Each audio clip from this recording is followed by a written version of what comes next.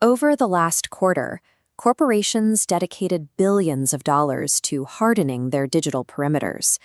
Enterprise defense relies on a stack of encrypted tunnels, endpoint detection, and zero-trust architectures. But catastrophic breaches are bypassing these firewalls entirely. The entry point isn't a sophisticated exploit. It's a single employee clicking Allow on a permission prompt. This is inherited trust, a fragmented network of third-party application connections that exist outside the traditional security layer.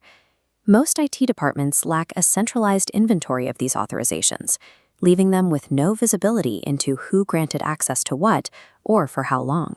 These user-authorized paths function as unmonitored backdoors, installed by employees in the course of their normal daily work. On April 19, 2026, Vercel released a forensic disclosure regarding the compromise of a third-party AI tool called Context.ai. An info stealer on a Context.ai workstation harvested the app's Google Workspace OAuth credentials. That authorization created an automatic bridge into a Vercel employee's account. Once established, the attacker required no further interaction, maintaining undetected dwell time inside the production environment for 2 full months. During that time, they enumerated internal environment variables, including API keys and database credentials that had not been classified as secrets. A single compromised AI integration provides a silent, persistent bridge into core infrastructure, bypassing the primary gates of the enterprise network. The State of API Security 2026 report identifies a structural pattern behind these vulnerabilities across the industry. This data shows that missing authentication is the most frequently reported API vulnerability driving these breaches. This highlights the trusted client fallacy, where APIs are built to blindly accept the credentials presented by a front-end application.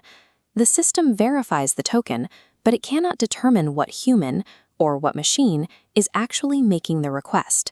The rapid integration of autonomous AI agents multiplies these unmonitored connections, creating an environment that validates malicious proxies as legitimate users.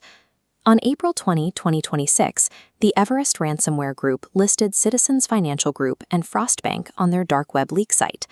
Neither institution was breached directly by the ransomware group. The entry point was a single shared third-party vendor utilized by both financial organizations. The fallout included the exposure of over 3.4 million records, spanning W-2s, social security numbers, and mortgage documents.